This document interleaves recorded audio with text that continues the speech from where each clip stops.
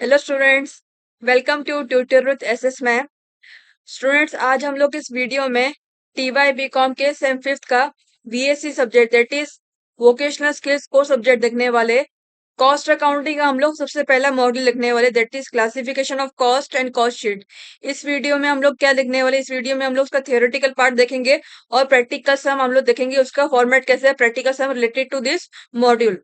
तो जो जो आप लोग को थ्योरी मैटर करती है, जब हम लोग प्रैक्टिकल सम सॉल्व करेंगे रिलेटेड टू दिस मॉडल को, इस वीडियो में सारी की सारी थ्योरी, उसकी डेफिनेशन, ऑब्जेक्टिव्स, फॉर्मेट, ये सब कवर किया है। और एकदम एंड में आप लोग को कॉस्ट शीट, यानी कि यहाँ पर लिखा है classification of cost and cost sheet. Cost sheet का आप लोग को यहाँ पर पैटर्न मिलेगा कि आपको किस फॉर्मेट से कॉस्ट शीट बनानी रहती है और उसके लिए आप लोग को क्या क्या कैलकुलेट करना रहता है if asked in question in which format. ये आप लोग को यहाँ पर इस वीडियो में मिलेगा। तो अभी हम लोग टाइम वेस्ट नहीं करते। सबसे पहले अगर आप लोग मेरे चैनल में नए हैं तो सबसे पहले आप लोग मेरे चैनल को लाइक करो, शेयर करो और सब्सक्राइब भी जरूर करना मेरे चैनल को।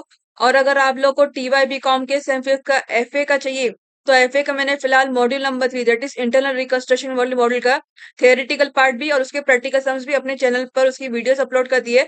आप लोग उस वीडियो पे जाकर, मेरे चैनल पे जाकर उसकी वीडियोस देखते हैं रिलेटेड टू एफए के मॉड्यूल नंबर 3 को लेकर।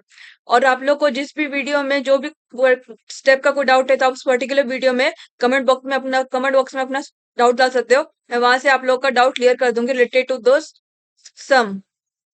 तो अभी हम लोग टाइम वेस्ट नहीं करते, सबसे पहले हम लोग इसका थ्योरेटिकल पार्ट शुरू करते हैं रिलेटेड टू मॉड्यूल नंबर 1। सबसे पहले देखते हैं कॉस्ट। कॉस्ट का डेफिनेशन यहाँ पर, cost means the monetary value of the resources used और कंज्यूम्ड फॉर प्रोड्यूसिंग गुड्स और providing services such as the money spend on materials, labour and other resources. मतलब क्या कॉस्ट, मतलब क्या कीमत, वैल्यू क्या होती है, मॉनेटरी वैल्यू मतलब क्या उसके पैसे की वैल्यू, रिसोर्स को लेकर, रिसोर्स यूज और consume for a particular goods, for producing goods और प्रोवाइडिंग सर्विसेज। गुड्स और सर्विस के लिए जो कुछ भी प्रोड्यूस करने के लिए, प्रोवाइड करने के लिए जो कुछ भी यहाँ पर कॉस्ट लगता है उसको यहाँ पर कॉस्ट बोले, such as the money spend और मटीरियल्स। जो कुछ भी मटेरियल, रॉ मटेरियल वगैरह रहेंगे, इनपुट रहेगा, उस सब के लिए आप जो कॉस्ट लगता है उसको कॉस्ट बोलते हैं। Labour and other resources, labour को लेकर जो कुछ भी वेजेस को यहाँ पर करना रहता है, वेजेस मतलब क्या, पेमेंट करनी रहती है, जो कि हम लोग लेबर करते हैं वहां पर कंपनी के वर्कर्स को। तो उसके लिए जो कुछ भी कॉस्ट रहता है हम लोग का, उसको यहाँ पर इसलिए कॉस्ट बोला जाता है। जो भी पेमेंट हम लोग करनी रहती है उसको यहाँ पर उसको वेजेस बोला जाता है related to the labour and other resources. जो भी आप लोग को रॉ मटेरियल मैटर करेंगे फॉर प्रोड्यूसिंग गुड्स और सर्विसेज, तो उसको यहाँ पर कॉस्ट बोला जाता है। उसके लिए जो भी आपको वैल्यू लगती है उसको हम लोग यहाँ पर कॉस्ट बोलते हैं। नेक्स्ट देखते हैं कॉस्टिंग। फर्स्ट था कॉस्ट, सेकंड आता है costing. Costing means the technique or process of finding out the total cost by collecting cost, classifying them into materials, labor and expenses, and then assigning those cost to a particular product, contract और process। मतलब क्या, costing मतलब क्या technique है। Technique मतलब क्या, यहाँ पर टू फाइंडिंग होती है total cost by collecting cost. Finding का टोटल कॉस्ट मतलब क्या, अभी हम लोग कौन सी चीज के लिए कौन सा कॉस्ट, कितना कॉस्ट लगेगा, प्रोडक्ट को लेकर, कॉन्ट्रैक्ट को लेकर, प्रोसेस को लेकर, कोई भी फॉर एग्जाम्पल प्रोडक्शन प्रोसेस है उसको यहाँ पर कितना कॉस्ट लगेगा, उसके लिए हम लोग टोटल कॉस्ट लगाते हैं यहाँ पर, टोटल कॉस्ट।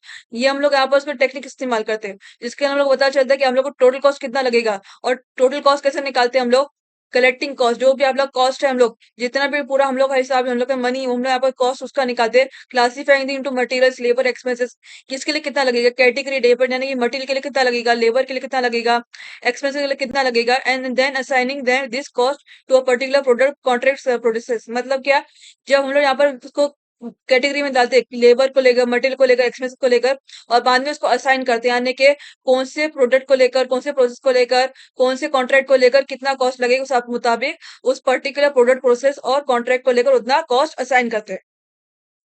फिर इसके कॉस्टिंग के भी ऑब्जेक्टिव्स है, 5 ऑब्जेक्टिव्स। 5 मींस 5 ऑब्जेक्टिव्स है उसके related to a alphabetical, starting with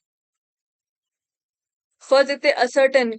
ascertain cost, ascertain मतलब कि कलेक्ट करना, ascertain collect the all the expense related to the particular period. मतलब क्या, उस पर्टिकुलर प्रोसेस को लेकर, प्रोडक्ट को लेकर जितना भी आप लोग का कॉस्ट लगेगा वो सारे के सारे हम लोग कॉस्ट को पहले कलेक्ट करते हैं उस पर्टिकुलर पीरियड को लेकर। फॉर एग्जाम्पल 1 ईयर यानी फाइनेंशियल ईयर के मुताबिक कितना लगेगा उस पर्टिकुलर प्रोडक्ट में, प्रोसेस में, कॉन्ट्रैक्ट में, तो उस मुताबिक हम लोग सारे के सारे उतने कॉस्ट पहले कलेक्ट करते हैं।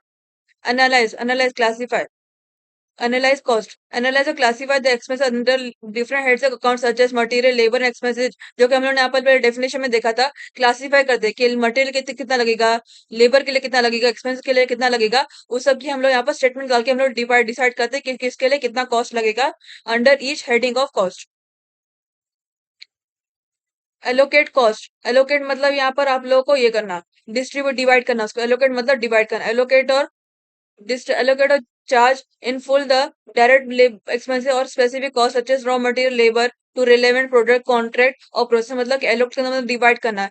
डायरेक्ट एक्सपेंस के लिए यहाँ पर किसमें डायरेक्ट एक्सपेंस कितना लगेगा, स्पेसिफिक कॉस्ट यहाँ पर जैसे कि रॉ मटेरियल, डायरेक्ट एक्सपेंस क्या पर उसके लिए कैसे रॉ डायरेक्ट रॉ मटेरियल है, तो डायरेक्ट एक्सपेंस कौन सा रॉ मटेरियल कितना लगेगा, लेबर के लिए कितना लगेगा, और पर्टिकुलर प्रोडक्ट को लगेगा, labour to particular product process और कॉन्ट्रैक्ट, मतलब पर्टिकुलर लेबर को यहाँ पर कितना लगेगा उस पर्टिकुलर प्रोसेस, यानी कि डायरेक्ट एक्सपेंस के अंदर जो कुछ भी है जैसे रॉ मटेरियल है तो उसको लेकर यहाँ पर उसके अंदर जो लेबर है उसको यहाँ पर उस पर्टिकुलर प्रोडक्ट को लेकर प्रोड्यूस करने में कितना कॉस्ट उनको लगेगा, इसके लिए यहाँ पर उसके लिए डिवाइड करते हैं हम लोग company. Apportionment cost, apportion distribute common expense to each product contract process on a suitable base, यानी कि डिस्ट्रीब्यूट करना। अभी इस मेथड में इस प्रोसेस में कितना लगेगा, उस प्रोसेस में कितना लगेगा, तो इस मुताबिक यहाँ पर अपॉर्शनमेंट यानी कि हम लोग अपॉर्शन करते हैं। यहाँ पर अपॉर्शन मतलब डिस्ट्रीब्यूट करना, इतना टोटल कॉस्ट है इसमें, इस मटेरियल के लिए, एक्सपेंसेस के लिए और लेबर के लिए, सबके लिए इतना लगेगा, तो इस मुताबिक हम लोग यहाँ पर डिस्ट्रीब्यूट करते हैं, यानी कि इतना इतना लगेगा तो इतना इतना आना चाहिए, इतने इसमें ये तीनों की तीनों आपस में इतना पूरा कल ये होना चाहिए, कॉस्ट पूरा होना चाहिए इन तीनों प्रोसेस को कंप्लीट करने रहते हैं, मटेरियल, लेबर, एक्सपेंस, ये सब एक्सेट्रा इस चीज को लेकर।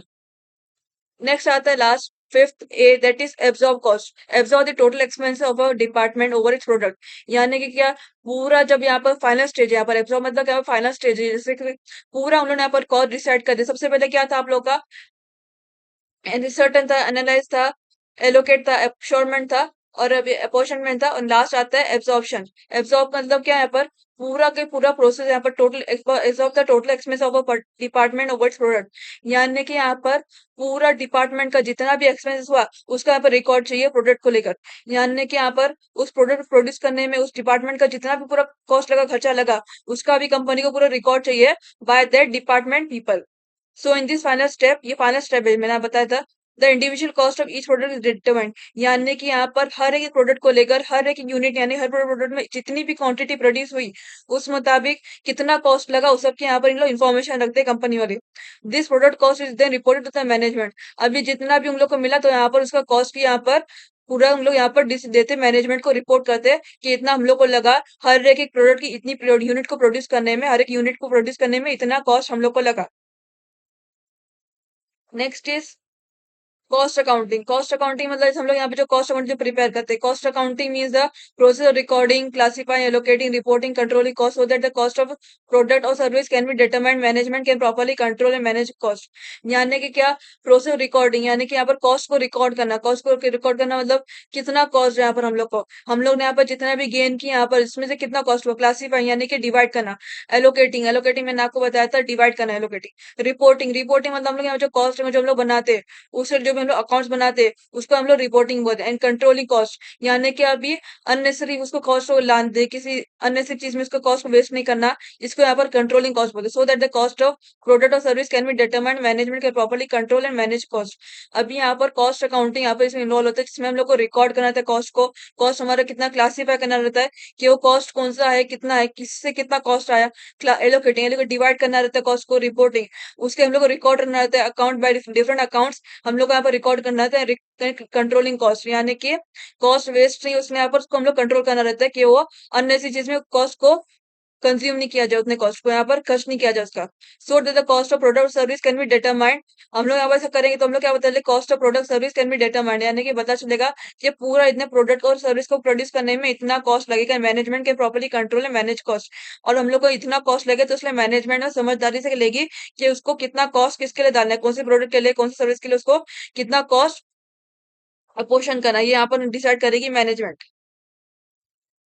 Next is fourth one, cost reporting. Cost reporting means presenting the cost information obtained from cost accounting to management through accounts. जो मैंने आपको पहले बताया था, cost accounting के cost reporting आते हैं, यानी cost account reporting मतलब जो भी हम लोग प्रिपेयर करते हैं, trading account, profit loss account, balance sheet, ये सब जो हम लोग प्रिपेयर करते हैं वो क्या होता है, कॉस्ट अकाउंटिंग, यानी कि उससे पता चलता है कि किसके लिए कितना लगा, सैलरीज कितनी गई, ऑफिस एक्सपेंस कितने हुए, रिपेयर मेंटेनेंस जो हम लोग यहाँ पर डालते हैं, और कैरेज इनवर्ट कितना हुआ, ये सब हम लोग यहाँ पर डालते हैं तो हम लोग पता चलता है कैरेज इनवर्ट यानी ट्रांसपोर्टेशन कॉस्ट कितना हुआ, ये सब हम लोग पता चलता है। तो कॉस्ट रिपोर्टिंग इसको बोलते हैं कि यहाँ पर कॉस्ट को रिपोर्ट करना है। Cost reporting means presenting the cost information obtain from cost accounting.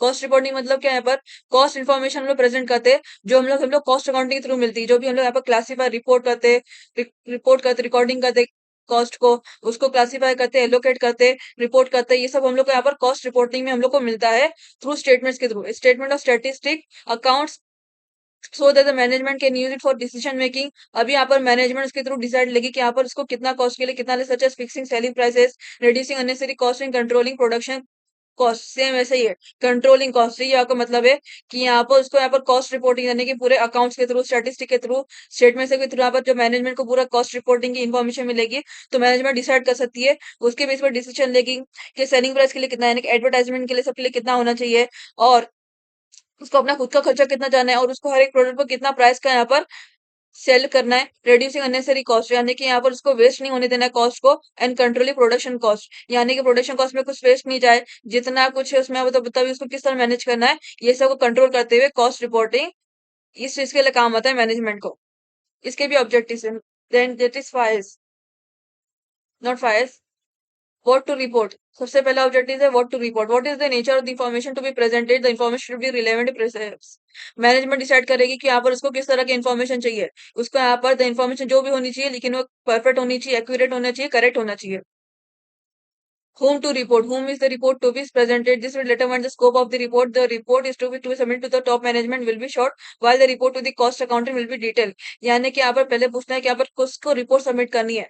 जो रिपोर्ट सबमिट करेंगे वो कॉस्ट इसका ये पर स्कोप का हिस्सा है। रिपोर्ट का एक स्कोप है, यहाँ पर कॉस्ट का यहाँ पर एक स्कोप है। The report to be submitted to top management will be short. जो भी यहाँ पर रिपोर्ट बनेगी वहां पर जब टॉप मैनेजमेंट को सब रिपोर्ट करेंगे, जो भी टॉप मैनेजमेंट को जो रिपोर्ट सबमिट करेंगे वो शॉर्ट रहेगी। कॉस्ट अकाउंट जो रिपोर्ट सबमिट करेंगे वो डिटेल रहेगी, बिकॉज कॉस्ट अकाउंटिंग क्या होता है, कॉस्ट का स्पेशलिस्ट होता है, तो उसको जो भी डिटेल सबमिट होगी वो डिटेल होनी चाहिए रिपोर्ट की। When to report? When is the report to be present? Whether daily, weekly, monthly, quarterly or yearly, etc. The scope and format of the report will depend upon frequency of reporting. यानी कि report कब submit करना है, फिर चाहे हफ्ते की हो, हफ्ते की दिन की हो, हफ्ते की हो, महीने की हो, साल की हो, सब की। The scope and format of the report will depend upon the frequency reporting. किस मेथड से हमको रिपोर्ट सबमिट करना है, ये सब पता चलेगा कि आपकी रिपोर्टिंग कैसी है, आपकी फ्रीक्वेंसी कैसी रिपोर्टिंग, यानी कि आपका टाइम कैसा है, किस स्पीड से आप लोग रिपोर्ट कर रहे हो, उसके मुताबिक आपको पता चलेगा कि आपको किस फॉर्मेट से रिपोर्ट सबमिट करना है टू टॉप मैनेजमेंट और cost accountant. How to report? How और in what format is the report to be presented? The format, किस फॉर्मेट में आपको रिपोर्ट प्रेजेंट करनी है हम लोग को यहाँ पर पता करना है। The format will depend upon factors mention above. कोई भी जो आप लोग को ऊपर जो दी गई कॉस्ट अकाउंटिंग, कॉस्ट रिपोर्टिंग और उस सब के मुताबिक डिपेंड है। जैसे यहाँ पर हम लोग थर्ड वन देखे थे व्हेन टू रिपोर्ट, उसमें आप लोग को बताया गया था कि आप लोग को जो है आप जी किस मुताबिक कितने टाइम के मुताबिक कैसी रिपोर्ट सबमिट कर रहे हो वो आपकी मैटर करती है। तो आपको ये बोला गया how to report, the format depend upon the factors mention above. Once the cost report is receive, management can take action control the cost. अभी जब उसको कॉस्ट की रिपोर्ट रिसीव हो जाती है मैनेजमेंट को, तो management can take action to control the cost. तब वो डिसाइड कर सकते हैं कि उसको कितने चीज पर कितना खर्चा करना है, कितने चीज पर उसको वेस्ट नहीं होने देना है खर्चे को। ये सब मैनेजमेंट डिसाइड करेगा जब उसको रिपोर्ट रिसीव हो जाएगी from the production process contract और प्रोसेस पर्सन। फिर लास्ट है that is control, cost control. Last is cost control. Cost control means the action taken by the management to guide and regulate costs so that unnecessary expenses, wastage, and losses are reduced and the cost of production और operation are kept under control. Cost control मतलब management हिसाब पे जब उसको cost control यहाँ पर मिलेगा तो यहाँ पर उसको रिपोर्ट मिलेगी कॉस्ट की, तो यहाँ पर मैनेजमेंट एक्शन लेगा कि कॉस्ट यहाँ पर किधर अननेसेसरी खर्चा नहीं होने देना है, अननेसेसरी एक्सपेंस नहीं होने चाहिए, लॉसेस नहीं होने चाहिए यहाँ पर, और कौन से मेजर लेने जिससे यहाँ पर कॉस्ट अननेसेसरी यहाँ पर वेस्ट नहीं हो, और क्या क्या करना है उन लोगों को, कितने प्रोडक्शन प्रोसेस में यहाँ पे कितने से कितना कॉस्ट, इससे आपका लोगों का कॉस्ट भी कंट्रोल में रह सके। इसके भी स्टेजेस है, स्टेजेस। सबसे first stage set targets. Set up targets for cost production profits etcetera for each period. आपको टारगेट यानी कि आपको सबसे पहले आप लोगों को गोल रीच का डालना है कि आपको जो कॉस्ट कंट्रोल करना है वो किसके लिए करना है। सबसे अलग का कॉस्ट कंट्रोल जो आपका किस मुताबिक है। Set up targets for cost, cost आप लोग कितना खर्चा करना है, प्रोडक्शन के लिए कितना करना है, प्रॉफिट्स कितना होना चाहिए हर पीरियड में, यानी कि पूरा फाइनेंशियल ईयर पीरियड में आपका कितना खर्चा होना चाहिए, कितना प्रॉफिट होना चाहिए, कितना कॉस्ट आप लोग लाना चाहिए, प्रोडक्शन प्रोसेस में कितना जाना चाहिए, सब आप लोग को इसलिए कॉस्ट डिसाइड करना है। इसके लिए आप लोग को कॉस्ट कंट्रोल के अंदर डाला है इसको। Measure actual performance. Measure the actual performance figures of the performance relating to cost, production, profits, etc. for period concerned. यानी कि जो कुछ भी हुआ कॉस्ट के मुताबिक, खर्चे के मुताबिक इन लोगों का जितना रिपोर्ट उन्होंने रिकॉर्ड किया अपने पास, जो कुछ भी टारगेट्स उन्होंने यहाँ पर डाले प्रोडक्शन प्रॉफिट्स ये सबको लेकर उन लोग को यहाँ पर एक्चुअल परफॉर्मेंस से मेजर करना है। उसके एक्चुअल क्या है उसके यहाँ पर आप लोग करेक्ट डिटेल्स यहाँ पर प्रोवाइड करनी है टू मैनेजमेंट और कॉस्ट अकाउंटेंट। इन लोग को करेक्ट डिटेल प्रोवाइड करनी related to the cost production profits etcetera हर एक पीरियड को लेकर। Compare targets with actuals. The figures of actual performance are to be compared with the figures to find out the variations. यानी कि क्या उन लोगों को जो डिसाइड हुआ था कि उन लोग को इतना कॉस्ट आना चाहिए, ये सब से प्रोसेस से प्रोडक्शन से सॉरी प्रोसेस से कॉन्ट्रैक्ट से प्रोडक्ट प्रोडक्ट से सब आपको इतना खर्चा उन लोग को आना चाहिए, इतना उन लोग प्रॉफिट गेन होना चाहिए, इतना उन लोग खर्चा होना चाहिए, इतना प्रॉफिट गेन होना चाहिए, इतना बचना चाहिए। ये सब के मुताबिक उन लोग को यहाँ पर जो उन लोगों का जो टारगेट उन्होंने यहाँ पर किए उसको मुताबिक उन लोग यहाँ पर कंपेयर करना है जो उन लोग को इससे मिला है उससे मुताबिक जो भी उन लोगों ने यहाँ पर पूरा गेन किया है प्रोडक्ट से प्रोसेस से या फिर कॉन्ट्रैक्ट से, जितना भी उन लोग का यहाँ पर प्रॉफिट हुआ है, जितना भी उन लोग खर्चा हुआ है, तो उस मुताबिक उन लोग को डिसाइड करना है, कंपेयर करना है कि हम लोग ने एक्चुअल में कितना डिसाइड किए थे और हम लोग को एक्चुअल में कितना मिला है। और उसके लिए आप लोग क्या करना है to find out the variation, यानी कि आपको पता चले कि यहाँ पर कुछ फ्रॉड तो नहीं हुआ है, कुछ एरर तो नहीं हुआ है, उसके मुताबिक उन लोग को यहाँ पर कंपेयर करना है कॉस्ट को विथ एक्चुअल से। Take action when the causes are known. Immediate actions have to be taken to eliminate avoidable losses, etc. To find out the variation आपको बोला गया था ना, वो इसका मतलब था कि आप अगर आपको पता चल जाए कि आपका जो परफॉर्मेंस में इसमें यहाँ पर इतना फर्क आ रहा है, एक्चुअल में इतना परफॉर्मेंस हो गया और जबकि आप लोग का जो रिकॉर्डेड था आपका टारगेट तो था वो इतना था, तो उसके मुताबिक अपने आप लोग क्या लेना है। Once the causes are known, आपको पता चल जाए कि आपके इस रीजन से आप लोग का जो है ये हो रहा है, जैसे फॉर एग्जाम्पल फ्रॉड से हुआ है तो immediate action has to be taken eliminate avoidable loss etcetera. किसने फ्रॉड किया उसके मुताबिक सब उन लोग को यहाँ पर डिसाइड करना है कि किधर फ्रॉड हुआ, किधर यहाँ पर कुछ उन लोग के रिकॉर्ड करने में कुछ गड़बड़ तो नहीं गई, रिपोर्ट करने में कुछ गड़बड़ तो नहीं गई। तो इससे ज्यादा उन लोग सबसे पहले जो रीजन मिलेगा कि यहाँ पर उसकी वजह से उसका यहाँ पर कंपैरिजन में यहाँ पर फर्क आ रहा है, तो इमीडिएट एक्शन लेना है जिससे आप लोग को पता चल जाए कि आप लोगों को कितना अवॉइडेबल कॉस्ट लॉस का यहाँ पर एलिमिनेट करना है, उन लोग को यहाँ पर कितना इग्नोर करना है, किस चीज का रिस्क नहीं लेना है अवॉइडेबल लॉस सबका। ये सब आप लोग का कॉस्ट का था जो आप लोग को प्रैक्टिकल बेस आप लोग का सबसे पहले थियोरेटिकल पार्ट थे जो कि एकदम बेसिक थे, आप लोग को इंपॉर्टेंट थे। मैंने एकदम डिटेल में नहीं बताया था, वैसे आप लोग को जो टेक्स्ट बुक में आप लोग को related to MP for cost accounting आप लोग को एकदम डिटेल में, इसलिए लेकिन यहाँ पर मैंने आपको डिटेल नहीं बताया बिकॉज वो तो आप लोग कर ही लोगे खुद से। आप लोग का यहाँ पर जो है मैंने वही इसमें यहाँ पर कवर किया जो कि आप लोग को प्रैक्टिकल सम वे जो आपकी थियोरी मैटर करती है वो। और ये हम लोग देखते हैं last one, sorry this part cost classification, ये आपका मेन आता है जिससे आप लोग का प्रैक्टिकल सम आप लोग का थोड़ा रहेगा। कॉस्ट क्लासिफिकेशन ये आप लोग को टाइप ऑफ कॉस्ट क्लासिफिकेशन दिए गए, किस किस फॉर्म में हुआ है, बिहेवियर के फॉर्म में हुआ है, टाइम के फॉर्म में, फंक्शन के फॉर्म में, मैनेजमेंट के फॉर्म में। एलिमेंट्स में देख सकते हो कि दो टाइप पे, एक नेचर वाइज कॉस्ट को क्लासिफाई किया गया है और एक कॉस्ट सेंटर और कॉस्ट यूनिफाइड कॉस्ट को क्लासिफाई किया गया है। अभी हम लोग एक एक नहीं पढ़ते, अभी हम लोग देखते हैं इसके बाद। फॉर मैनेजमेंट आपको देख सकते हैं टोटल आप लोग को 12 दिए गए और आप लोग का एलिमेंट्स का भी यहाँ पर आपको बड़ा है। और आप लोग को जो है प्रैक्टिकल समय जो आपको मैटर करता है वो आपका एलिमेंट्स वाला है, या जो आपका एलिमेंट्स वाला है ये आप लोग का मैटर करता है फॉर सॉल्विंग प्रैक्टिकल समय related to this module. That is दोनों नेचर वाइज और कॉस्ट सेंटर और कॉस्ट यूनिट वाइज। इसलिए आप लोग को इसका याद रखना है कि आप लोग को ये किस कैटेगरी के अंदर आ रहा है, एलिमेंट्स के अंदर किस कैटेगरी में आ रहा है, नेचर वाइज में, और एक कॉस्ट सेंटर और कॉस्ट यूनिट वाइज में किस कैटेगरी के अंदर आ रहे हैं आप लोग को याद रखना है। All the cost given under them. फिर देखते हैं कॉस्ट क्लासिफिकेशन बाय नेचर, जो आपका था ना नेचर वाइज, ये आपका है cost classification by nature. That is कितना है, तीन टाइप की कॉस्ट है, मटेरियल है, लेबर, एक्सपेंस है। तो यहाँ पर उसके यहाँ पर सब टाइप्स दिए गए, यहाँ पर मटेरियल कौन से आते हैं, लेबर के अंदर कौन से टाइप के आते हैं, एक्सपेंस है कौन से टाइप के आते हैं। अभी हम लोग इन तीनों को यहाँ पर रीड नहीं करते, इसका डायरेक्ट यहाँ पर इनके मीनिंग देते हैं। इस मटेरियल के, लेबर के, एक्सपेंस, इन तीनों के अपने अपने मीनिंग देखते हैं। दैट इज यहाँ पर उसका मीनिंग है। आप लोग चाहो तो इसका भी स्क्रीनशॉट ले सकते हो, कॉस्ट क्लासिफिकेशन का भी। और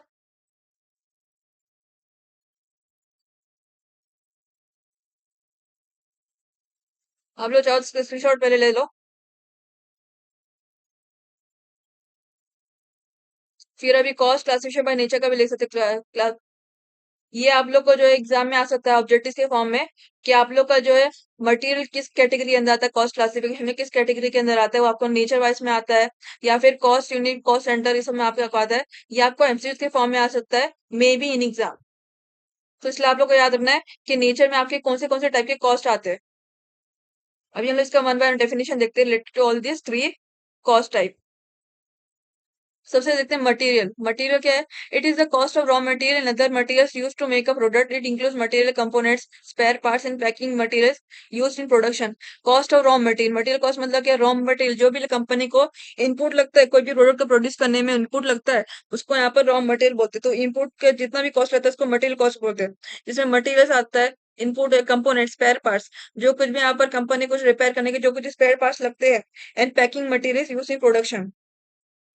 तो आप प्रोडक्ट को पैक करने में जो कुछ भी उसको कॉस्ट लगता है उसको मटेरियल कॉस्ट यहाँ पर बोला जाता है। ये आपके एग्जांपल्स है, इट इंक्लूड्स, ये सब आपके examples related to material cost को लेकर। Next, second one is that is labor cost. It is the cost of wages and salaries paid to the workers and employees for the work they performed, includes direct indirect labor cost. Labour cost दो type के आते हैं, direct labour cost, indirect labour cost. Labour cost क्या होता है? Company में जो कुछ भी कंपनी लेबर काम करने ने, वर्कर ने जो कुछ भी यहाँ पर उन्होंने प्रोडक्ट को प्रोड्यूस किए, सर्विस प्रोवाइड किए, ये जो कुछ भी किए, उसके लिए कंपनी जो उनको यहाँ पर खर्चा देती है, सैलरी देती है, इसको यहाँ पर उसको लेबर बोला जाता है। जो कुछ भी उन्होंने यहाँ पर काम किया उसके लिए यहाँ पर लेबर कॉस्ट उसको बोलते हैं, जो कि कंपनी को रिकॉर्ड में डालना रहता है अपने। Third one is expenses. Expense मतलब क्या? खर्चा। कंपनी के पास से जो कुछ भी क्या क्या खर्चा हो सकता है। These are the other cost incurred in running the business apart from material labour cost. They में include rent, electricity, repairs, insurance, advertising and other expenses. खर्चा जो कुछ भी कंपनी खर्चा होता है, जो कि आपका बिजनेस से मैटर नहीं करता है, जो कि आप लोग का बिजनेस से मैटर करता है, लेकिन सॉरी बिजनेस से आप डायरेक्टली मैटर नहीं करता है। वो क्या? आप लोग के बिजनेस के बाद जो कुछ भी आपका इलेक्ट्रिसिटी होती है, रेंट, जो कुछ भी कंपनी की मशीनें जो ऐसे इस्तेमाल हो रहे हैं, उसके मशीन जो कि इस्तेमाल हो रही है, उसको यहाँ पर उसको खर्चा बोलते हैं, जो कि यहाँ पर उसका इलेक्ट्रिसिटी, रिपेयर जो कि जो कॉस्ट आता है, वो यहाँ पर उसका खर्चा है यहाँ पर, जो कि कंपनी को पे करना रहता है to that party. Next is, ये भी आप लोग का लिमिट्स का दूसरा टाइप है, that is classification of cost on basis of cost centre, cost units का भी आप लोग स्क्रीनशॉट ले सकते हो। दो टाइप के आते हैं, प्राइम और डायरेक्ट कॉस्ट, और second is overhead indirect cost. इन दोनों के एक ही नाम है, ये आप लोग को और के फॉर्म में भी एग्जाम पूछा जाता है कि आप लोग को ओवरहेड को क्या बोला जाता है और दूसरा नाम। तो इसलिए आप लोग इसके भी दोनों नाम याद रखो, इन दोनों के, प्राइम कॉस्ट के भी और इनडायरेक्ट कॉस्ट के भी, इन दोनों के दूसरे नाम भी याद रखो। अभी हम लोग इन तीनों के दोनों के आपस में देखते हैं, प्राइम और डायरेक्ट कॉस्ट का भी देखते हैं यहाँ पर। पहले उनके डेफिनेशन देखते हैं, उन दोनों के जो दोनों टाइप के जो दिए गए अंदर अंदर। दैट इज, सबसे पहले क्या आता है प्राइम और डायरेक्ट कॉस्ट में? Direct material. Direct material is the cost of material that are directly used to make a product, particular product. For example, wood used to make a table. यानी example आप लोग का, would किसके लिए काम आता है? जो कुछ भी टेबल को बनाने से यहाँ पे डायरेक्टली यहाँ पर बताया कि वुड उसके लिए डायरेक्ट इस्तेमाल करते हैं। तो मतलब क्या? डायरेक्ट मटेरियल, जो कुछ भी प्रोडक्ट को प्रोड्यूस करना है उसके यहाँ पे जो कुछ भी मटेरियल रिसोर्स डायरेक्टली इस्तेमाल होता है, तो उसको यहाँ पर डायरेक्ट मटेरियल को कहा जाता है। फिर नेक्स्ट आता है direct labour. It is the wages paid to the workers who directly work on making a particular product. For example, wages paid to a carpenter for making a table. यानी कि यहाँ पर डायरेक्टली यहाँ पर खर्चा करते हैं, जैसे कि आप लोग यहाँ पर मेडिकल से अपने मेडिसिन लेते हो और उसको डायरेक्टली पेमेंट करते हो, इसको यहाँ पर डायरेक्ट यहाँ पर लेबर बोला जाता है। It is the wages paid to the worker who directly work on making a particular product। यहाँ पर जो कुछ जैसे wages paid to a carpenter making a table, ये सब यहाँ पर बोला जाता है। तो ये मतलब कि यहाँ पर डायरेक्ट लेबर, यानी कि आप डायरेक्ट पेमेंट कर रहे हो to that worker. Direct expenses, these are expenses that can be directly connected to a production of a particular product or job। मतलब क्या? दो भी डायरेक्टली यहाँ पर कनेक्टेड है, यानी कि जो कुछ प्रोडक्शन है, प्रोडक्शन है पर्टिकुलर जॉब, और फिर प्रोडक्ट को यहाँ पर डायरेक्ट जो पेमेंट करना है एक्सपेंस को लेकर। For example, special design charges और royalty paid for producing a specific product. यानी कि अगर आप लोग किसी को बोलते हो कि मुझे यहाँ पर ये बना के दे, तो उसका आप लोग डायरेक्टली आप उसका पेमेंट कर रहे हैं यहाँ पर, तो उसको क्या बोलते हैं? Direct expense. यहाँ पर उसको डायरेक्टली यहाँ पर खर्चा पूरा पे कर रहे हो to that party.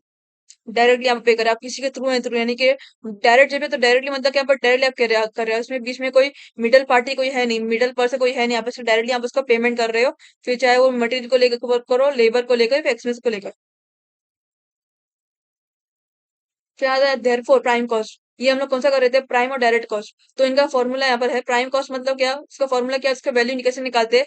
Direct material plus direct labour plus direct expenses. ये तीनों को मिलाकर आप लोगों को प्राइम कॉस्ट की वैल्यू मिलती है, जो कि हम लोग आगे जाकर प्रैक्टिकल समय देखेंगे कि आप लोगों को प्राइम कॉस्ट यहाँ पर डालना रहेगा। फिर नेक्स्ट उसका भी सेकंड पार्ट आता है ओवरहेड्स और इनडायरेक्ट कॉस्ट। सो इसके हम लोग वन बाय वन देखते हैं। Indirect material. It is the cost of material that are used in production but cannot be directly linked to a particular product. For example, glue, oil, nails and cleaning materials. मतलब क्या है यहाँ पर company जो कुछ भी इस्तेमाल करती है मटेरियल, लेकिन उस मटेरियल को यहाँ पर वो डायरेक्टली यहाँ पर इस्तेमाल नहीं करती, उसको यहाँ पर बाय हैंड उसको यहाँ पर कुछ चीज डालनी पड़ी इस पर्टिकुलर चीज को लेकर। फॉर एग्जाम्पल उसने यहाँ पर कोई भी प्रोडक्ट को यहाँ पर उसने बनाई मशीन के थ्रू, लेकिन वो प्रोडक्ट पूरी तरह से नहीं बना, उसको यहाँ पर फिनिशिंग के तौर पर उसको कोई यहाँ पर ग्लू चाहिए या फिर उसको यहाँ पर पर्टिकुलर उसको कोई क्रीम या फिर कुछ चाहिए यहाँ पर उसको कोई यहाँ पर कोई भी ग्लू चाहिए या फिर क्रीम चाहिए या फिर उसको कोई भी यहाँ पर कुछ सॉल्यूशन चाहिए, तो उसके लिए जो कुछ भी इस्तेमाल उसको यहाँ पर इनडायरेक्ट मटेरियल बोला जाता है। Indirect material is the cost of the material that are used in production but can not be directly link to one particular product. यानी कि वो डायरेक्टली पर्टिकुलर प्रोडक्ट को बनाने में इस्तेमाल नहीं होता है, वो यहाँ पर किसी के थ्रू यानी कि एक प्रोडक्ट यहाँ पर मशीन के थ्रू कुछ थोड़ा बहुत उस पर टच आएगा, लेकिन उसको फिनिशिंग टच देना है तो उसके लिए उसको कोई सोल्यूशन अप्लाई करना है, कोई क्रीम डालना है, सबके अकॉर्डिंग, तो उसको इनडायरेक्ट मटेरियल बोलते हैं। यानी कि उसके लिए भी एक मटेरियल इस्तेमाल होता है, उसको यहाँ पर इनडायरेक्ट मटेरियल बोला जाता है। इसके यहाँ पर दिया है glue, oil, nails and cleaning materials. Next आता है indirect labour. It is the wages paid to the workers who support the production process but do not directly make the product. For example wage of supervisor, cleaners, security staff. मतलब क्या, supervisor क्या करता है अपने workers को order देता है कि यहाँ पर आप लोग को ये काम करना है, ये काम करना है, तो मतलब क्या यहाँ पर डायरेक्टली वहां पर वो खुद काम नहीं कर रहा है, तो मतलब क्या वो वर्कर को ऑर्डर दे रहा है और उसको यहाँ पर उसके वर्कर को ऑर्डर देने के यहाँ पर उसको सैलरी मिल रही है, तो मतलब उसका यहाँ पर इनडायरेक्ट लेबर वेजेस हो गया। ये यहाँ पर उसको इनडायरेक्टली यहाँ पर वेजेस पेमेंट हो रही है from company to supervisor, director, जो कुछ भी इनडायरेक्टली यहाँ पर करते हैं। यानी कि वो खुद से नहीं करते, बीच में खुद से नहीं करते, खुद करते हैं लेकिन वो अपने अंडर में भी किसी को रखते हैं, उसको यहाँ पर इसलिए इनडायरेक्ट लेबर कहा जाता है। Third one is last one, that is indirect expense. These are expenses related to the production of business operation that cannot directly link to one particular, for example, factory rent, electricity, repairs, and insurance. Data is this expense related to the production of business operation that cannot be directly linked to one particular product. यानी कि यहाँ पर particular product को बनाने में ये सारे expense यहाँ पर ये नहीं हो रहे माने। इनडायरेक्ट एक्सपेंस मतलब क्या, उस पर्टिकुलर प्रोडक्ट को जो लोग बना रहे हैं बट तो डायरेक्टली लिंक नहीं कर रहे हैं, यहाँ पर उसको लेकर जो कुछ भी खर्चा उनको हो रहा है, लेकिन वो किसी और पार्टी के द्वारा बैंक के थ्रू उनको कुछ करना पड़ रहा है, या फिर आप उसको फैक्ट्री रेंट, यानी कि उस प्रोडक्ट पर्टिकुलर प्रोडक्ट को लेकर जो कुछ भी खर्चा वो डायरेक्ट खर्चा नहीं है, उस पर्टिकुलर प्रोडक्ट को लेकर जो कुछ भी दूसरे खर्चे हैं ना, वो यहाँ पर आते। इलेक्ट्रिसिटी, फैक्ट्री रेंट से आपको बताया गया है, ये आप लोगों को दूसरे खर्चे। अभी एक पर्टिकुलर प्रोडक्ट को बनाने हैं तो उसके लिए यहाँ पर इलेक्ट्रिसिटी तो चाहिए, यहाँ पर उसको मशीनें तो चाहिए, मशीन को लेकर जो खर्चा होगा, दूसरी मशीन यानी कि जो आपकी रिलेटेड टू यहाँ पर एसी मशीन, ये सब एयर कंडीशनर, ये सब को लेकर पूरी कंपनी के एयर कंडीशनर को, ये सब को लेकर जो आपकी है उसको यहाँ पर से इनडायरेक्ट एक्सपेंस को लेकर जो कि कंपनी को पेमेंट करना रहता है टू दैट पार्टी। फिर इसका आता है लास्ट, दैट इज जैसे प्राइम कॉस्ट का था वैसे आपका इसका भी ओवरहेड्स। ओवरहेड्स मतलब क्या, इनडायरेक्ट कॉस्ट। इनडायरेक्ट कॉस्ट का फॉर्मूला क्या है और ओवरहेड्स का फॉर्मूला सेम है, that is indirect material plus indirect labour plus indirect expense. ये आपका फॉर्मूला है फॉर ओवरहेड्स। अभी इसके बाद देखते हैं ये टोटल कॉस्ट। टोटल कॉस्ट का फॉर्मूला है जो कि आप लोग का सेम रहेगा। Total cost is equal to direct cost plus indirect cost, और total cost equal to prime cost plus overheads. आप लोग को डायरेक्ट कॉस्ट को और इनडायरेक्ट कॉस्ट को प्राइम कॉस्ट, ओवरहेड्स रिस्पेक्टिवली दोनों आपको बोला जाता है। डायरेक्ट कॉस्ट को प्राइम कॉस्ट बोला जाता है, इनडायरेक्ट कॉस्ट को ओवरहेड्स ही बोला जाता है, तो इसलिए यहाँ पर टोटल कॉस्ट का एक ही फॉर्मूला है। अब इसका नेक्स्ट पार्ट देखते हैं, classification of cost on the basis of function. जो कि आप लोग को मेन कॉस्ट क्लासिफिकेशन जो टेबल था, फ्लो चार्ट था, उसमें आपको दिया गया था, तो वही यहाँ पर आएगा, बिकॉज ये आप लोग का प्रैक्टिकल सम के जो फॉर्मेट है कॉस्ट शीट का उसमें मैटर करता है। तो इसका हम लोग देखते हैं वन बाय वन टाइप। एक आता है production cost, second administration cost. Administration cost मतलब ऑफिशियल जो कुछ भी कॉस्ट रहते हैं। प्रोडक्शन कॉस्ट मतलब प्रोडक्ट को प्रोड्यूस करने में जो कुछ भी कॉस्ट आता है उसको प्रोडक्शन कॉस्ट कहते हैं। सेलिंग कॉस्ट मतलब एडवर्टाइजिंग का, जो कुछ भी कंपनी जो प्रोडक्ट एडवर्टाइज करती है तो उसका जो कुछ भी कॉस्ट रहता है उसको यहाँ पे सेलिंग कॉस्ट बोला जाता है। डिस्ट्रीब्यूशन कॉस्ट मतलब क्या, वेयर हाउसिंग, जो कुछ भी कंपनी प्रोडक्ट को डिस्ट्रीब्यूट करती है वो दूसरी पार्टी को बेचती है, फिर दूसरी पार्टी तीसरी पार्टी को बेचती है, फिर मेन पार्टी कस्टमर को बेचती है, उसको यहाँ पर डिस्ट्रीब्यूशन कॉस्ट बोला जाता है। रिसर्च डेवलपमेंट कॉस्ट मतलब कंपनी को जो भी प्रोडक्ट को लेकर रिसर्च करना रहता है, डेवलपमेंट करना रहता है, इंप्रूवमेंट करना रहता है, प्रोटोटाइप करना रहता है, उस सबको यहाँ पर रिसर्च एंड डेवलपमेंट कॉस्ट कहा जाता है। इसके ऊपर अपने अपने टाइप से यहाँ पर हम लोग यहाँ पर, मैं यहाँ पर वन बाय रेट नहीं करती, आप लोग देख सकते हो, अगर आप लोग चाहो तो उसको स्क्रीनशॉट भी ले सकते हो, classification cost on basis of function वाले का।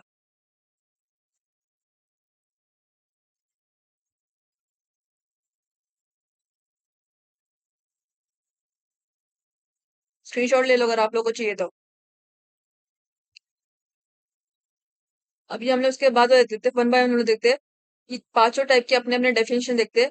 Production cost it is the cost incurred to manufacture goods और provide service and includes raw material, labour, factory expensive, power, fuel and machinery cost. Production cost product का जो कुछ भी produce करने के जो कुछ भी कॉस्ट आता है, जिससे कि यहाँ पर रॉ मटेरियल को लेकर, लेबर को लेकर, फैक्ट्री एक्सपेंस को लेकर, power, fuel, direct machinery cost, मतलब ये आपका डायरेक्ट यहाँ पूरा हो गया। दैट इज आप लोग का डायरेक्ट कॉस्ट, डायरेक्ट मटेरियल भी हो गया, डायरेक्ट लेबर भी हो गया, डायरेक्ट एक्सपेंसिव आपके यहाँ पर पूरी तरह से आगे नहीं, प्रोडक्शन कॉस्ट पूरी तरह से इसमें इंक्लूडेड रहता है, related to all this three types of different cost which I have mention now.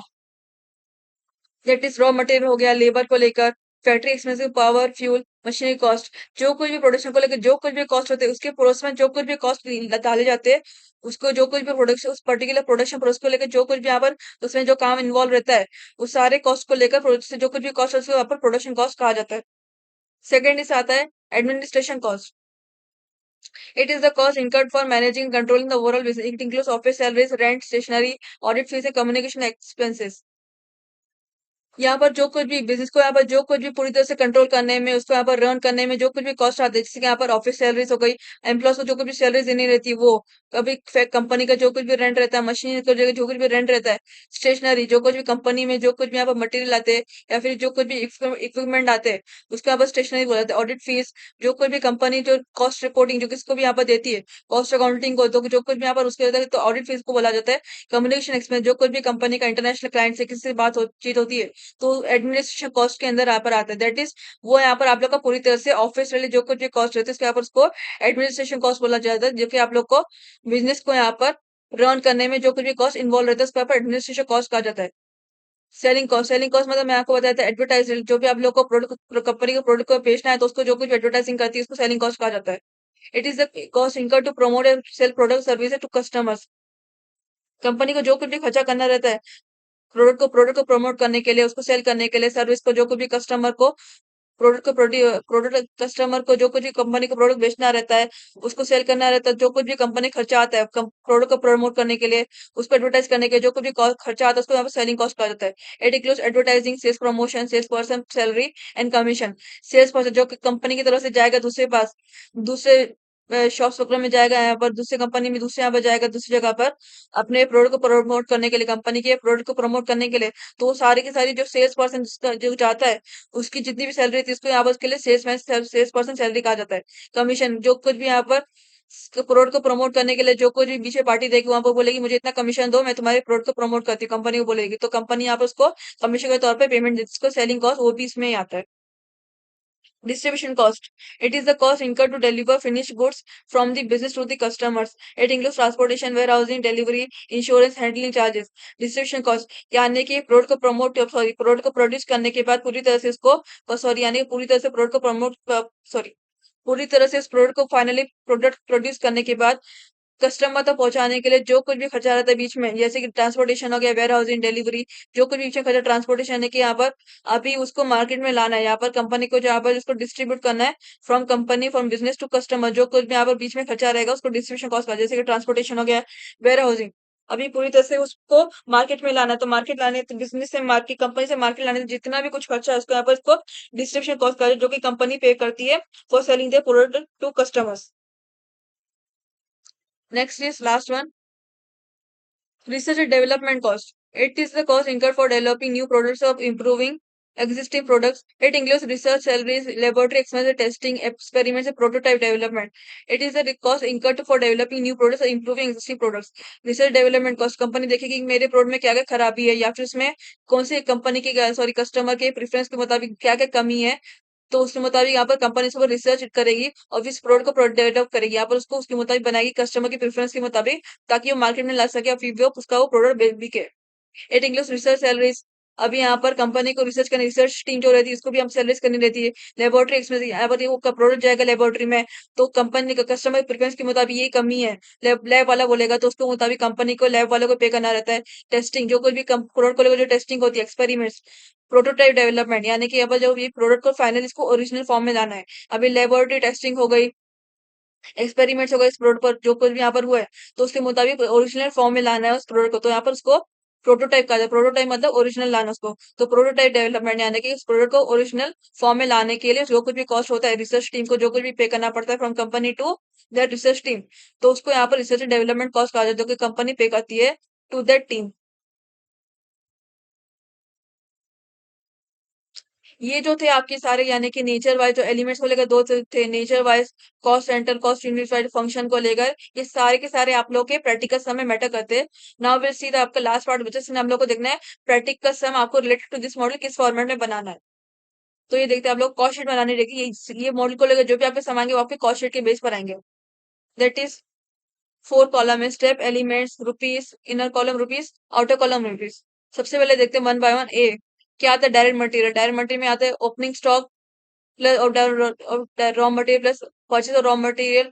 क्या आता है, opening stock plus purchase minus closing stock. ये आप लोग ऑलवेज में जब भी आप लोग को डायरेक्ट मटेरियल का क्या करना रहता है, डायरेक्ट मटेरियल को लेकर या फिर वर्क इन प्रोसेस को लेकर, ये सब करना रहता है, तो क्या आप लोग को ये वाला मेथड डालना था, that is working sorry opening stock plus purchase minus closing stock. तो इन सब का यहाँ पर पहले दोनों को ऐड कर, दैट इज ओपनिंग स्टॉक को भी परचेज को भी ऐड करके आप लोग को क्लोजिंग स्टॉक से माइनस करना है, फिर उसका टोटल आउटर कॉलम में लिखना है। दैट इज आपका आएगा नेट मटेरियल कंज्यूम करके। फिर डायरेक्ट मटेरियल के बाद कौन सा आता है, डायरेक्ट वेजेस। सेकंड पार्ट आता है डायरेक्ट वेजेस, जो कि आप लोग क्वेश्चन में दिया जाएगा, जो कि आप लोग का लेबर से रिलेटेड आपका वेजेस रहेगा। फिर थर्ड आता है डायरेक्ट एक्सपेंसेस, जो कंपनी का जो कुछ डायरेक्ट एक्सपेंसेस रेंट को लेकर, तो वो सब यहाँ पर डायरेक्ट एक्सपेंस के अंदर आता है। अभी इन तीनों को, that is direct material plus direct wages plus direct expenses is equals to prime cost, जो कि हम लोग यहाँ पे फर्स्ट टाइम देखे हुए थे जब हम लोगों ने इसके थियोरेटिकल पार्ट रीड किया। तो prime cost equals to direct material plus direct wages plus direct expenses. फिर सीई part of that is work overs. Work overs मतलब क्या है, जो कुछ भी वर्क से जो कुछ भी यहाँ पर उसके खर्चे हुए हैं यहाँ पर कंपनी के, तो उसका यहाँ पर वर्क ओवर से बोला जाता है। तो क्या आता है वर्क ओवर्स मतलब लेस, जो कुछ क्वेश्चन में दिया जाएगा वर्क ओवर्स। वर्क कॉस्ट मतलब वर्क ओवर्स मतलब वर्क कॉस्ट, जो कि आप लोग का रहेगा क्वेश्चन में। If not then not don't need to return. तो यहाँ पर आएगा वर्क ओवर्स, जो कि आप लोग क्वेश्चन में दिया जाएगा, डायरेक्टली दिया जाएगा कि वर्क ओवर्स का कॉस्ट कितना है। फिर उससे क्या, लेस सेल ऑफ स्क्रैप। अगर आप लोग को कुछ दिया गया है उसमें आपका इतना सेल ऑफ स्क्रैप यानी कि भंगार में इतना गया, वेस्ट इतना हुआ, रिकवर इतना हुआ, तो उसके मुताबिक उसको माइनस करना रहेगा, इससे हम लोग को वर्क ओवर्स का टोटल कॉस्ट मिलेगा। सो यहाँ पर उसका क्या करेंगे, फिर आता है work overs minus sales of scrap waste recoveries. फिर आता है आप लोग का लिस्ट, यहाँ पर आता है वर्क इन प्रोग्रेस। अभी प्रोडक्ट जब भी जा रहा है प्रोडक्ट प्रोड्यूस होने के लिए, तो वर्क इन प्रोग्रेस को ही बोला जाता है जब प्रोडक्ट प्रोड्यूस होने जाता है। तो वर्क इन प्रोग्रेस का सेम ऐसी मेथड है जैसे डायरेक्ट मटेरियल का था, that is add opening stock minus closing stock. ये आप लोग क्वेश्चन में दिया होगा कि आपको वर्क इन प्रोग्रेस का कितना कॉस्ट है ओपनिंग स्टॉक को लेकर भी और क्लोजिंग स्टॉक को लेकर भी।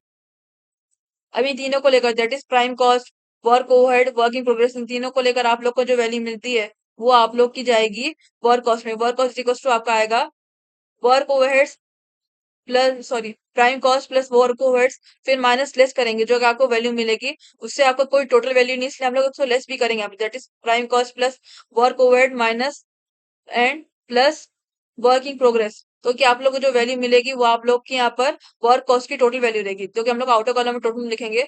फिर नेक्स्ट आता है क्वालिटी कंट्रोल कॉस्ट, जो कि मैंने बताया था कंट्रोल कॉस्ट जो आपका था वो आपका यही आता हुआ था, control cost, quality control cost.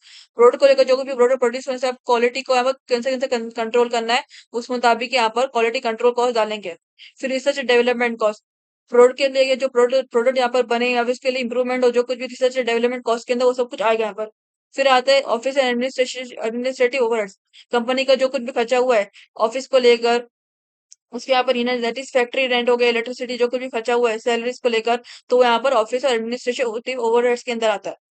Next आता है, इससे आप लोग का बनता है कॉस्ट ऑफ प्रोडक्शन, यानी कि पूरी तरह से आपका कॉस्ट प्रोडक्शन में ये आपका है, दैट इज वर्क कॉस्ट हम लोग को अब तक मिला था, work cost plus quality control cost plus research development cost plus office administrative overhead cost. इससे आप लोग क्या मिलता है, कॉस्ट ऑफ प्रोडक्शन, यानी कि पूरी तरह से प्रोडक्शन को लेकर कितना कॉस्ट हुआ, बिकॉज ये आप लोग का प्रोडक्शन कॉस्ट के अंदर आएगा ना, बिकॉज रिसर्च डेवलपमेंट हो गया ऑफिस, आपका प्रोडक्शन के अंदर का ही मामला है, तो आपका कॉस्ट ऑफ प्रोडक्शन इससे आपको टोटल वैल्यू मिलेगी उसकी। फिर उसके बाद आता है फिनिश गुड। फिनिश गुड मतलब क्या है, जो कि आप लोग का आउटपुट रहता है, जाके आने के प्रोडक्ट प्रोडक्ट पूरी तरह से प्रोड्यूस हो गया तो यहाँ पर उसको मिलता है यहाँ पर फिनिश गुड्स। तो क्या आता है उसका ओपनिंग स्टॉक। फिनिश गुड्स यहाँ पर जब आया वर्किंग प्रोग्रेस क्या होता है, सबसे पहले वो होता है डायरेक्ट मटेरियल यानी कि प्राइम कॉस्ट सबसे पहले रहता है। फिर उसके बाद आता है वर्किंग प्रोग्रेस, ये यहाँ पर बीच वाले की बात नहीं कर रही मैं आपको, जो कि कंपनी का मेन मेन फंक्शन रहता है ना ऑपरेट करने का, वो यहाँ पर रखा जाता है। सबसे पहले प्राइम कॉस्ट आता है, और फिर बिकॉज मतलब आपका सबसे पहला मेन इनपुट है। वर्क इन प्रोग्रेस मतलब क्या, जब वो प्रोडक्ट को यहाँ पर प्रोड्यूस होने में गया तो उसका जो टाइम मिला उसको यहाँ पर वर्क इन प्रोग्रेस कहा जाता है। फिर फिनिश गुड आता है। फिनिश गुड मतलब क्या, अब इसका आउटपुट, अभी वो प्रोडक्ट पूरी तरह से फाइनली बन गया तो उसको फिनिश गुड बोला जाता है। तो फिनिश गुड तो जब वर्क इन प्रोग्रेस से जब वो प्रोडक्ट यहाँ पर आया तो उसको ओपनिंग स्टॉक कहा जाता है। एड ओपनिंग स्टॉक करेंगे फिर less closing stock, that is finish goods is equal to add opening stock minus closing stock. इससे आप लोग को क्या मिलेगा, इससे आप लोग को मिलेगा और उसका टोटल फिनिश गुड्स का टोटल आप लोग को मिलेगा। फिर उससे आपको मिलता है cost of goods sold. Cost of goods sold मतलब यहाँ पर अभी टोटल कॉस्ट कितना, बिकॉज मैंने आपको बताया था प्राइम कॉस्ट और वर्क इन प्रोग्रेस और फिनिश गुड्स ये आपका सेम रहता है, तो इससे आप लोग क्या मिलेगा, cost of goods sold. Because से आप लोग को क्या मिलता है, कॉस्ट ऑफ प्रोडक्शन यहाँ पर हो गया और फिर फिनिश गुड्स, इन दोनों को ऐड करोगे तो आप लोग को कॉस्ट ऑफ गुड्स सोल्ड आपको मिल जाएगा। फिर इसके फॉर्मेट के मुताबिक आता है number O, that is sales और डिस्ट्रीब्यूशन ओवर्स। एडवर्टाइजिंग को लेकर, डिस्ट्रीब्यूट करने का, प्रोडक्ट को डिस्ट्रीब्यूट करने का, सब आपका जो कॉस्ट मिलेगा वो आपका सेल्स और डिस्ट्रीब्यूशन ओवरहेड्स आपका रहेगा। फिर इससे आप लोग को मिलता है cost of sale, that is N plus that is cost of goods sold plus sales और डिस्ट्रीब्यूशन ओवर से आप लोग को कॉस्ट ऑफ सेल्स की वैल्यू मिलेगी। फिर अभी आप लोगों को डिसाइड करना है कि आप लोगों को प्रॉफिट हुआ है लॉस हुआ है। जो कुछ भी कंपनी की सेलिंग हुई यहाँ पर, जो कितना भी प्रोडक्शन प्रोसेस यहाँ पर हुआ है उसके मुताबिक उसको कितना लॉस हुआ है या कितना प्रॉफिट हुआ है। अगर प्रॉफिट हुआ तो प्रॉफिट डालना है, अगर लॉस हुआ तो लॉस डालना है। जब हम लोग सम सॉल्व करेंगे तब हम लोग को पता चलेगा कि इसमें प्रॉफिट हुआ है नहीं। अभी यहाँ पर आपको अमाउंट नहीं दिए गए तो हम लोग जब सम सॉल्व करेंगे तो आप लोग पता चलेगा कि कितना प्रॉफिट हुआ है और कितना लॉस हुआ है अगर हुआ है तो यहाँ पर से कॉस्ट ऑफ सेल्स करेंगे। फिर आता है अगर प्रॉफिट है तो प्रॉफिट लिखेंगे, अगर लॉस हो तो लॉस लिखेंगे माइनस। अगर कॉस्ट ऑफ सेल्स से प्रॉफिट हुआ तो सेल्स में यहाँ पर ऐड करेंगे, that is cost of sales plus profit करेंगे तो हम लोग को यहाँ पर एंड में सेल्स की वैल्यू मिलेगी। और अगर लॉस हुआ तो cost of sales minus loss करेंगे तो हम लोग को सेल्स की टोटल वैल्यू मिलेगी। यानी कि कंपनी का पूरी तरह से इतना खर्चा हुआ और उसको यहाँ पर इतने का सेल्स हुआ। यहाँ पर यूनिट्स को लेकर, यूनिट्स हम लोग कैलकुलेट करेंगे बाय सॉल्विंग द सम, और हम लोग को सेल्स का वैल्यू कितना, इतने कॉस्ट के ऊपर पूरे आए कंपनी को by going all this the process। ये आप लोग का फॉर्मेट है, आप लोग को याद रखना। ये आप लोग को बाय हार्ट करो तो बहुत ही आसान होगा कॉस्ट शीट को लेकर। आप लोग उसको बाय हार्ट ही करो। और उसके अलावा हम लोग यहाँ पर कभी भी क्वेश्चन में ना कभी कभार ये तीन चीज कैलकुलेट करनी भूल जाती है, it is calculation of cost per unit E stage. ये जो था आप लोगों को कॉस्ट शीट में, इसमें आप लोग को रुपीज के मुताबिक था, लेकिन कॉस्ट पर यूनिट यानी क्वांटिटी के मुताबिक हम लोग का बस कैलकुलेट करना रहेगा अगर ये क्वेश्चन आप लोग को बोला जाए तो। अदरवाइज आप लोग को इसमें टेक्स्ट में इसलिए ज्यादा क्वेश्चन नहीं है, 2 से 3 question related to this calculating cost per unit. तो हम लोग वन बाय देखते हैं। प्राइम कॉस्ट पर यूनिट, जो कि हम लोग का था प्राइम कॉस्ट पर यूनिट, वो ही आपका है, that is prime cost per unit क्या आता है, total prime cost divide by total units produce. जो कि आप लोग को कॉस्ट शीट बनाए तभी आप लोग को मिलेगा। आप लोग को जो प्राइम कॉस्ट मिलेगी ना, direct material plus direct plus wages plus direct expenses, उससे आप लोग प्राइम कॉस्ट की वैल्यू मिलती है। और फिर आप लोग को यूनिट्स दिया जाए कि आप लोग को कितनी यूनिट्स है यहाँ पर, तो उसको डिवाइड करेंगे तो आप लोग को प्राइम कॉस्ट पर यूनिट की, प्राइम कॉस्ट की पर यूनिट की वैल्यू मिलेगी। फिर नेक्स्ट आता है वर्क कॉस्ट। अगर आप लोग क्वेश्चन में बोला जाए तो आपको वर्क कॉस्ट पर यूनिट निकालनी, तो आप लोग उसके मुताबिक यहाँ पर जाना formula, that is total work cost divide by total total units produce. Same जो कि आप लोग को वर्क कॉस्ट आप लोग को मिलेगा यहाँ पर कॉस्ट शीट में, दैट इज वर्क कॉस्ट मतलब क्या, work cost equals to prime cost plus work overhead minus sale scrap plus work in progress. आप लोग को वर्क कॉस्ट का मिलते हैं तो यहाँ पर टोटल वर्क कॉस्ट आपको मिलेगा, फिर इसको टोटल यूनिट से डिवाइड करें तो आप लोग को वर्क कॉस्ट पर यूनिट की आपको वैल्यू मिलेगी। फिर next one, that is last part आता है cost of production per unit, total cost of production divide by total units produce. तो आप लोग कॉस्ट ऑफ प्रोडक्शन यहाँ पर किससे मिलेगा, यहाँ पर दैट इज हम लोग यहाँ पर देते हैं cost of production is equals to work cost plus quality control cost plus research and development cost plus office administration overheads. इससे आप लोग कॉस्ट ऑफ प्रोडक्शन वैल्यू मिलेगी। इसको हम यहाँ पर टोटल यूनिट्स जितना भी रेडियस है यहाँ पर डिवाइड करते तो आप लोग को कॉस्ट ऑफ प्रोडक्शन की पर यूनिट की वैल्यू मिल जाएगी। इससे आपको इतना ध्यान देने की जरूरत, बिकॉज ये आपका अगर एमसीक्यूज है तो इसलिए आप लोग इसको याद रखना है। अदर इसलिए आपको बहुत ही रेस हमें related to NEV 2020 syllabus in text book और सीए। ये आपके मैंने सारे के सारे थियोरेटिकल पार्ट कंप्लीट कर दिए related to this module. Next video हम लोग इस मॉड्यूल को लेकर सम्स शुरू कर देंगे। इसमें आप लोग क्या बनाना है, इस मॉड्यूल में आप लोग को अक्सर आप लोग को कॉस्ट शीट ही बोली गई है और रैली समय आपको बताया था, रैली समय आपको कॉस्ट पर यूनिट का आपको बोला कि कैलकुलेट करने के लिए 2 से 3 समय आपको मुश्किल से आपको एक सम, सॉरी एक समय मुश्किल से, जिसमें आप लोग को prime cost per unit, work cost per unit और cost of production per unit आपको कैलकुलेट करना है। अदरवाइज आप लोग को सारे के सारे में समय ओनली आप लोग को सीरियस तक बनाना रहेगा for bye preparing this cost sheet table. तो इस समय मैंने यहाँ पर आपको टोटल कॉस्ट शीट का यहाँ पर पूरा प्रैक्टिकल समय के जो कॉस्ट शीट बनाना है उसका यहाँ पर फॉर्मेट बता दिया है और उससे आपको यहाँ पर इन्फॉर्मेशन में डाल दी है और थियोरेटिकल पार्ट भी इस वीडियो में बता दिया है। नेक्स्ट लेक्चर में हम लोग कॉस्ट शीट को लेकर उसके सम स्टार्ट करेंगे सॉल्विंग करना। So will meet in this next lecture.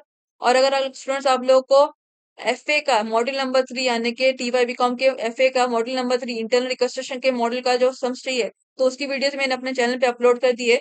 आप लोग मेरे चैनल पे जाकर एफए से रिलेटेड आपको इस पर्टिकुलर वीडियो का सॉल्यूशन देख सकते हो जो कि इस क्वेश्चन का आप लोग को सॉल्यूशन चाहिए। So will meet in the next lecture.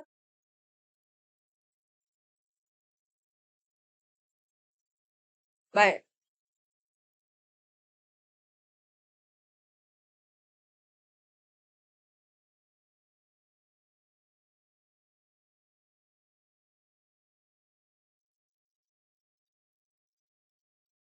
अब इसका नेक्स्ट पार्ट देखते हैं।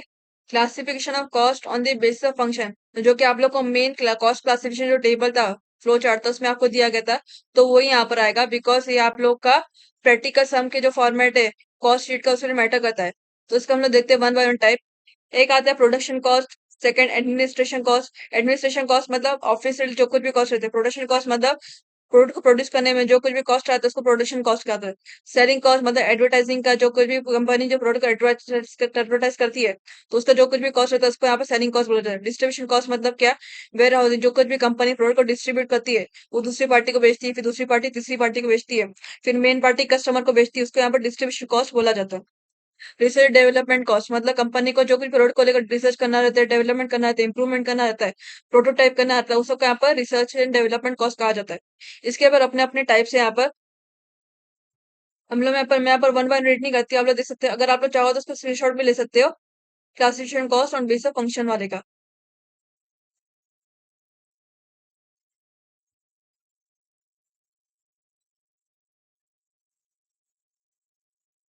स्क्रीनशॉट ले लो अगर आप लोग को चाहिए तो।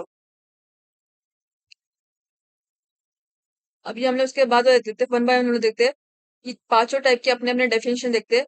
Production cost, production cost it is the cost incur to manufacture goods और provide service and includes raw material, labour, factory expensive, power, fuel and machinery cost. Production cost product का जो कुछ भी प्रोड्यूस करने के जो कुछ भी कॉस्ट आता है जिससे कि यहाँ पर रॉ मटेरियल को लेकर, लेबर को लेकर, फैक्ट्री एक्सपेंस को लेकर, power, fuel, direct machinery cost मतलब ये आपका डायरेक्ट यहाँ पूरा हो गया। दैट इज आप लोग का डायरेक्ट कॉस्ट, डायरेक्ट मटेरियल भी हो गया, डायरेक्ट लेबर भी हो गया, डायरेक्ट एक्सपेंसिव आके यहाँ पर पूरी तरह से आगे नहीं, प्रोडक्शन कॉस्ट पूरी तरह से इसमें इंक्लूडेड रहता है related to all this three types of different cost which I have mention now. That is raw material हो गया, लेबर को लेकर, factory expensive, power, fuel, machinery cost, जो कुछ भी प्रोडक्शन को लेकर जो कुछ भी कॉस्ट होते हैं उसके प्रोसेस में जो कुछ भी कॉस्ट डाले जाते हैं उसको जो कुछ भी प्रोडक्शन उस पर्टिकुलर प्रोडक्शन प्रोसेस को लेकर जो कुछ भी यहाँ पर उसमें जो काम इन्वॉल्व रहता है उस सारे कॉस्ट को लेकर प्रोडक्ट से जो कुछ भी कॉस्ट है उसको यहाँ पर प्रोडक्शन कॉस्ट कहा जाता है। सेकेंड इस आता है administration cost. It is the cost incurred for managing and controlling the overall business. It includes office salaries, rent, stationery, audit fees, and communication expenses. यहाँ पर जो कुछ भी बिजनेस को यहाँ पर जो कुछ भी पूरी तरह से कंट्रोल करने में उसको यहाँ पर रन करने में जो कुछ भी कॉस्ट आते हैं जैसे कि यहाँ पर ऑफिस सैलरीज हो गई, एम्प्लॉयज को जो कुछ भी सैलरी देनी रहती है वो, कभी कंपनी का जो कुछ भी रेंट रहता है, मशीन का जो कुछ भी रेंट रहता है, स्टेशनरी जो कुछ भी कंपनी में जो कुछ भी यहाँ पर मटेरियल आते हैं या फिर जो कुछ भी इक्विपमेंट आते हैं उसको यहाँ पर स्टेशनरी बोला जाता है। ऑडिट फीस जो कोई भी कंपनी जो कॉस्ट रिपोर्टिंग जो किसको भी यहाँ पर देती है कॉस्ट अकाउंटिंग को तो जो कुछ भी यहाँ पर उसके रहता है तो ऑडिट फीस को बोला जाता है।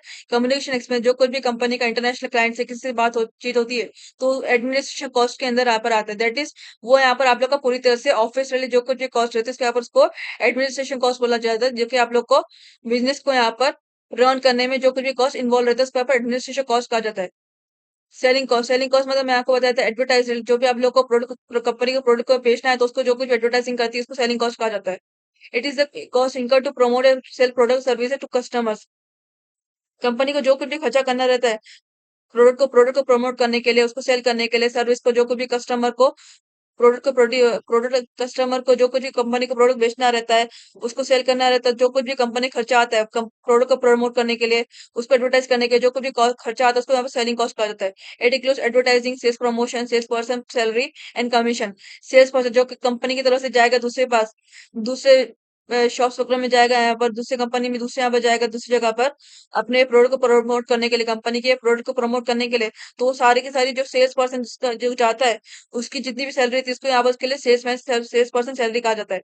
कमीशन जो कुछ भी यहाँ पर प्रोडक्ट को प्रमोट करने के लिए जो कुछ भी पीछे पार्टी देगी वहां पर बोलेगी मुझे इतना कमीशन दो, मैं तुम्हारे प्रोडक्ट को प्रमोट करती हूँ, कंपनी को बोलेगी, तो कंपनी यहाँ पर उसको कमीशन के तौर पे पेमेंट देती है। इसको सेलिंग कॉस्ट वो भी इसमें ही आता है। Distribution cost. It is the cost incurred to deliver finished goods from the business to the customers. It includes transportation, warehousing, delivery, insurance, handling charges. Distribution cost यानी कि प्रोडक्ट को प्रोडक्ट को produce करने के बाद पूरी तरह से इसको यानी पूरी तरह से प्रोडक्ट को पूरी तरह से इस प्रोडक्ट को फाइनली प्रोडक्ट प्रोड्यूस करने के बाद कस्टमर तक पहुंचाने के लिए जो कुछ भी खर्चा रहता है बीच में, जैसे कि ट्रांसपोर्टेशन हो गया, वेयर हाउसिंग, डिलीवरी, जो कुछ भी बीच में खर्चा ट्रांसपोर्टेशन है कि यहाँ पर अभी उसको मार्केट में लाना है, यहाँ पर कंपनी को जहाँ पर उसको डिस्ट्रीब्यूट करना है फ्रॉम बिजनेस टू कस्टमर, जो कुछ भी यहाँ पर बीच में खर्चा रहेगा उसको डिस्ट्रीब्यूशन कॉस्ट का, जैसे कि ट्रांसपोर्टेशन हो गया, वेयर हाउसिंग। अभी पूरी तरह से उसको मार्केट में लाना है, तो मार्केट लाने तो बिजनेस से मार्केट कंपनी से मार्केट लाने जितना भी कुछ खर्चा है उसको यहाँ पर इसको डिस्ट्रीब्यूशन कॉस्ट का, जो कि कंपनी पे करती है for selling the product to customers. Next is last one, research and development cost. It is the cost incurred for developing new products or improving existing products. It includes research, salaries, laboratory expenses, testing, experiments, and prototype development. It is the cost incurred for developing new products or improving existing products. Research development cost, company देखेगी कि मेरे product में क्या क्या खराबी है या फिर उसमें कौन सी कंपनी के कस्टमर के प्रेफरेंस के मुताबिक क्या क्या कमी है, तो उसके मुताबिक यहाँ पर कंपनी उसके ऊपर रिसर्च करेगी और फिर इस प्रोडक्ट को डेवलप करेगी, यहाँ पर उसको उसके मुताबिक बनाएगी कस्टमर की प्रेफरेंस के मुताबिक, ताकि वो मार्केट में ला सके और फिर वो उसका वो प्रोडक्ट बिके। It includes research salaries. अभी यहाँ पर कंपनी को रिसर्च करनी, रिसर्च टीम जो रहती है उसको भी हम सैलरीज करनी रहती है। लेबोरेटरी एक्सपेंस, यहाँ पर वो प्रोडक्ट जाएगा लेबोरेटरी में, तो कंपनी का कस्टमर प्रेफरेंस के मुताबिक ये कमी है, लैब वाला बोलेगा तो उसके मुताबिक कंपनी को लैब वालों को पे करना रहता है। टेस्टिंग, जो कुछ भी प्रोडक्ट को लेकर जो टेस्टिंग होती है, एक्सपेरिमेंट्स। प्रोटोटाइप डेवलपमेंट यानी कि अब जब ये प्रोडक्ट को फाइनल इसको ओरिजिनल फॉर्म में लाना है, अभी लेबोरेटरी टेस्टिंग हो गई, एक्सपेरिमेंट्स हो गए इस प्रोडक्ट पर, जो कुछ भी यहाँ पर हुआ है तो उसके मुताबिक ओरिजिनल फॉर्म में लाना है उस प्रोडक्ट को, तो यहाँ पर उसको प्रोटोटाइप कहा जाता है। प्रोटोटाइप मतलब ओरिजिनल लाना उसको, तो प्रोटोटाइप डेवलपमेंट यानी कि उस प्रोडक्ट को ओरिजिनल फॉर्म में लाने के लिए जो कुछ भी कॉस्ट होता है, रिसर्च टीम को जो कुछ भी पे करना पड़ता है from company to that research team, तो उसको यहाँ पर रिसर्च डेवलपमेंट कॉस्ट कहा जाता है, जो कि कंपनी पे करती है टू दैट टीम। ये जो थे आपके सारे यानी कि नेचर वाइज जो एलिमेंट्स को लेकर दो थे, nature wise, cost centre, cost unit wise, function को लेकर, ये सारे के सारे आप लोग के प्रैक्टिकल सम में मैटर करते हैं। नाउ विल सी द आपका लास्ट पार्ट बचा, इसमें हम लोग को देखना है प्रैक्टिकल सम आपको रिलेटेड टू दिस मॉडल किस फॉर्मेट में बनाना है। तो ये देखते हैं आप लोग कॉस्ट शीट बनानी रहेगी, ये मॉडल को लेकर जो भी आपके सम आएंगे वो आपके कॉस्ट शीट के बेस पर आएंगे। दैट इज 4 कॉलम है, step elements rupees, inner column rupees, outer column rupees. सबसे पहले देखते हैं वन बाय वन। ए क्या आता है, डायरेक्ट मटेरियल। डायरेक्ट मटेरियल में आता है opening stock plus raw material plus purchase और रॉ मटेरियल। क्या आता है, opening stock plus purchase minus closing stock. ये आप लोग ऑलवेज में जब भी आप लोग को डायरेक्ट मटेरियल का क्या करना रहता है, डायरेक्ट मटेरियल को लेकर या फिर वर्क इन प्रोसेस को लेकर, ये सब करना रहता है, तो क्या आप लोग को ये वाला मेथड डालना था, it is working opening stock plus purchase minus closing stock. तो इन सब का यहाँ पर पहले दोनों को ऐड कर, दैट इज ओपनिंग स्टॉक को भी परचेज को भी ऐड करके आप लोग को क्लोजिंग स्टॉक से माइनस करना है, फिर उसका टोटल आउटर कॉलम में लिखना है, दैट इज आपका आएगा नेट मटेरियल कंज्यूम करके। फिर डायरेक्ट मटेरियल के बाद कौन सा आता है, डायरेक्ट वेजेस। सेकंड पार्ट आता है डायरेक्ट वेजेस, जो कि आप लोग क्वेश्चन में दिया जाएगा, जो कि आप लोग का लेबर से रिलेटेड आपका वेजेस रहेगा। फिर थर्ड आता है डायरेक्ट एक्सपेंसेस, जो कंपनी का जो कुछ डायरेक्ट एक्सपेंसेस रेंट को लेकर, तो वो सब यहाँ पर डायरेक्ट एक्सपेंस के अंदर आता है। अभी इन तीनों को, that is direct material plus direct wages plus direct expenses is equals to prime cost, जो कि हम लोग यहाँ पे फर्स्ट टाइम देखे हुए थे जब हम लोगों ने इसके थियोरेटिकल पार्ट रीड किया। तो prime cost equals to direct material plus direct wages plus direct expenses.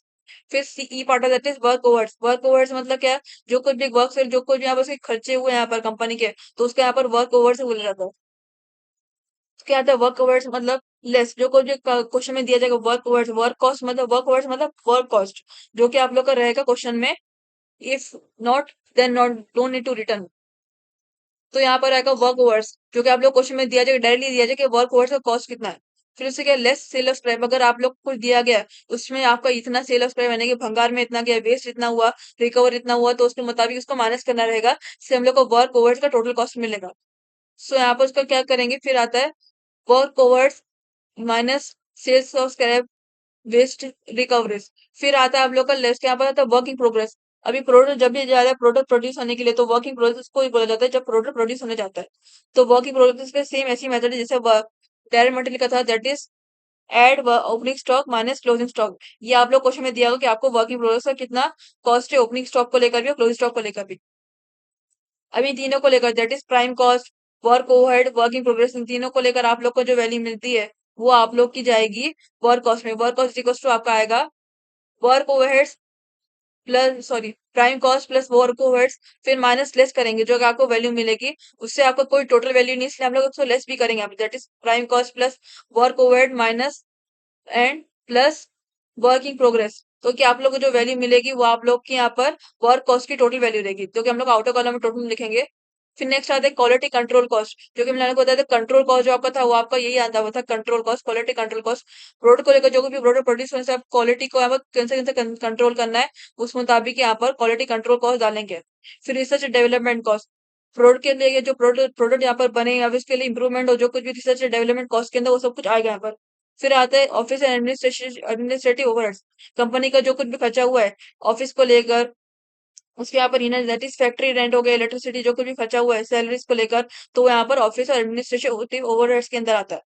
Next आता है इससे आप लोग का बनता है कॉस्ट ऑफ प्रोडक्शन, यानी कि पूरी तरह से आपका कॉस्ट प्रोडक्शन है ये आपका है दैट इज वर्क कॉस्ट हम लोग को अब तक मिला था work cost plus quality control cost plus research development cost plus office administrative overhead cost. इससे आप लोग क्या मिलता है कॉस्ट ऑफ प्रोडक्शन, यानी कि पूरी तरह से प्रोडक्शन को लेकर कितना कॉस्ट हुआ, बिकॉज ये आप लोग का प्रोडक्शन कॉस्ट के अंदर आएगा ना, बिकॉज रिसर्च एंड डेवलपमेंट हो गया ऑफिस के आपका प्रोडक्शन के अंदर का ही मामला है, तो ये आपका कॉस्ट ऑफ प्रोडक्शन इससे आपको टोटल वैल्यू मिलेगी उसकी।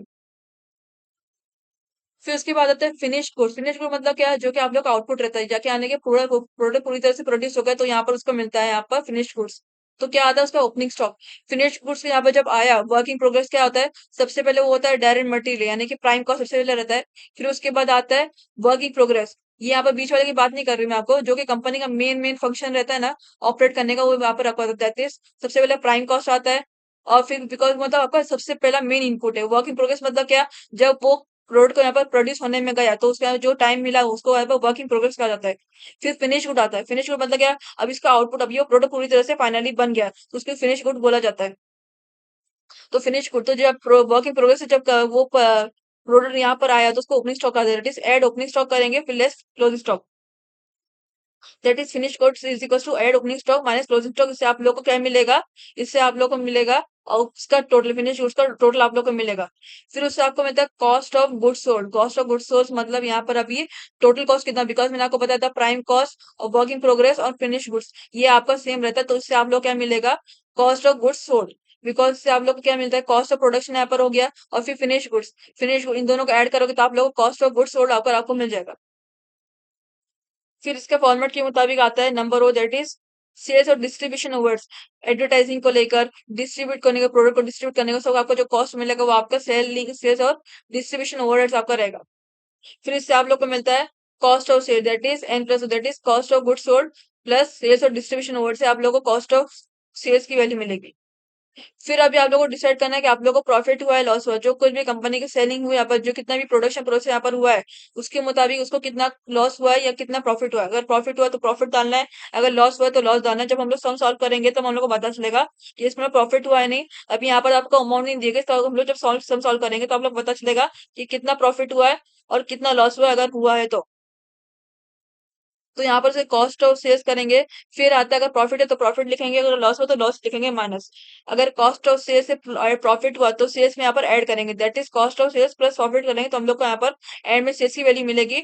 और अगर लॉस हुआ तो cost of sales minus loss करेंगे तो हम लोग को सेल्स की टोटल वैल्यू मिलेगी, यानी कि कंपनी का पूरी तरह से इतना खर्चा हुआ और उसको यहाँ पर इतने का सेल्स हुआ। यहाँ पर यूनिट्स को लेकर यूनिट्स हम लोग कैलकुलेट करेंगे बाय सॉल्विंग द सम, और हम लोग को सेल्स की वैल्यू कितना इतने कॉस्ट के ऊपर पूरे आई कंपनी को by going all this to the process। ये आप लोग का फॉर्मेट है, आप लोग को याद रखना है, ये आप लोग को बाय हार्ट करो तो बहुत ही आसान होगा कॉस्ट शीट को लेकर। आप लोग सब बाय हार्ट ही करो और इसके अलावा हम लोग यहाँ पर कभी भी क्वेश्चन में ना कभी का और ये तीन चीज कैलकुलेट करनी भूल जाती है, that is calculation of cost per unit each stage. ये जो था आप लोगों को कॉस्ट शीट में, इसमें आप लोग को रुपीज के मुताबिक था, लेकिन कॉस्ट पर यूनिट यानी क्वांटिटी के मुताबिक हम लोग का बस कैलकुलेट करना रहेगा अगर ये क्वेश्चन आप लोग को बोला जाए तो। अदरवाइज आप लोग को इसमें टेक्स्ट में इसलिए ज्यादा क्वेश्चन नहीं है, 2 से 3 question related to this calculating cost per unit. तो हम लोग वन बाय देखते हैं। प्राइम कॉस्ट पर यूनिट, जो कि हम लोग का था प्राइम कॉस्ट पर यूनिट, वो ही आपका है। That is prime cost per unit क्या आता है? Total prime cost divide by total units produce. जो कि आप लोग को कॉस्ट शीट बनाए तभी आप लोग को मिलेगा। आप लोग को जो प्राइम कॉस्ट मिलेगी ना, direct material plus direct plus wages plus direct expenses, उससे आप लोग प्राइम कॉस्ट की वैल्यू मिलती है। और फिर आप लोग को यूनिट्स दिया जाए कि आप लोग को कितने यूनिट्स है यहाँ पर, तो उसको डिवाइड करेंगे तो आप लोग को प्राइम कॉस्ट पर यूनिट की प्राइम कॉस्ट की पर यूनिट की वैल्यू मिलेगी। फिर नेक्स्ट आता है वर्क कॉस्ट। अगर आप लोग क्वेश्चन में बोला जाए तो आपको वर्क कॉस्ट पर यूनिट निकालनी, तो आप लोग उसके मुताबिक यहाँ पर जाना formula, that is total work cost divide by total units produce. Same जो कि आप लोग को वर्क कॉस्ट आप लोग को मिलेगा यहाँ पर कॉस्ट शीट में। दैट इज वर्क कॉस्ट मतलब क्या? Work cost equals to prime cost plus work overhead minus sale scrap plus work in progress. आप लोग को वर्क कॉस्ट का मिलते हैं तो यहाँ पर टोटल वर्क कॉस्ट आपको मिलेगा, फिर इसको टोटल यूनिट से डिवाइड करें तो आप लोग को वर्क कॉस्ट पर यूनिट का आपको वैल्यू मिलेगी। फिर next one that is last part आता है cost of production per unit. Total cost of production divide by total units produce. तो आप लोग कॉस्ट ऑफ प्रोडक्शन यहाँ पर किससे मिलेगा? यहाँ पर दैट इज आप लोग यहाँ पर देते हैं cost of production is equals to work cost plus quality control cost plus research and development cost plus office administrative overheads. इससे आप लोग कॉस्ट ऑफ प्रोडक्शन वैल्यू मिलेगी। इसको हम यहाँ पर टोटल यूनिट्स जितना भी प्रोड्यूस है यहाँ पर डिवाइड करते तो आप लोग को कॉस्ट ऑफ प्रोडक्शन की पर यूनिट की वैल्यू मिल जाएगी। इससे आपको ये इतना ध्यान देने की जरूरत, बिकॉज ये आपका अगर एमसीक्यूज है तो इसलिए आप लोग इसको याद रखना है। अदरवाइज इसलिए आपको बहुत ही रेयर समय related to NEV 2020 syllabus in text book और सीए। ये आपके मैंने सारे के सारे थियोरेटिकल पार्ट कंप्लीट कर दिए related to this module. Next video हम लोग इस मॉड्यूल को लेकर सम्स शुरू कर देंगे। इसमें आप लोग क्या बनाना है? इस मॉड्यूल में आप लोग को अक्सर आप लोग को कॉस्ट शीट ही बोली गई है, और रैली समय आपको बताया था, रैली समय आपको कॉस्ट पर यूनिट का आपको बोला कि कैलकुलेट करने के लिए 2 से 3 समय आपको मुश्किल से आपको एक सम सॉरी एक समय मुश्किल से, जिसमें आप लोग को prime cost per unit, work cost per unit और cost of production per unit आपको कैलकुलेट करना है। अदरवाइज आप लोग को सारे के सारे में समय ओनली आप लोग को सीएस तक बनाना रहेगा for bye preparing this cost sheet table. तो इस समय मैंने यहाँ पर आपको टोटल कॉस्ट शीट का यहाँ पर पूरा प्रैक्टिकल समय के जो कॉस्ट शीट बनाना है उसका यहाँ पर फॉर्मेट बता दिया, और उससे आपको यहाँ पर इन्फॉर्मेशन में डाल दिया है, और थियोरेटिकल पार्ट भी इस वीडियो में बता दिया है। नेक्स्ट लेक्चर में हम लोग कॉस्ट शीट को लेकर उसके सम स्टार्ट करेंगे सॉल्विंग करना। So will meet in this next lecture. और अगर स्टूडेंट्स आप लोगों को एफए का मॉड्यूल नंबर 3 यानी कि टीवाई बीकॉम के एफए का मॉड्यूल नंबर 3 इंटरनल रिकंस्ट्रक्शन के मॉडल का जो सम्स चाहिए, तो उसकी वीडियोस मैंने अपने चैनल पे अपलोड कर दी है।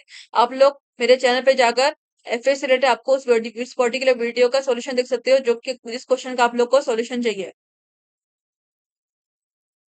सो will meet in the next lecture.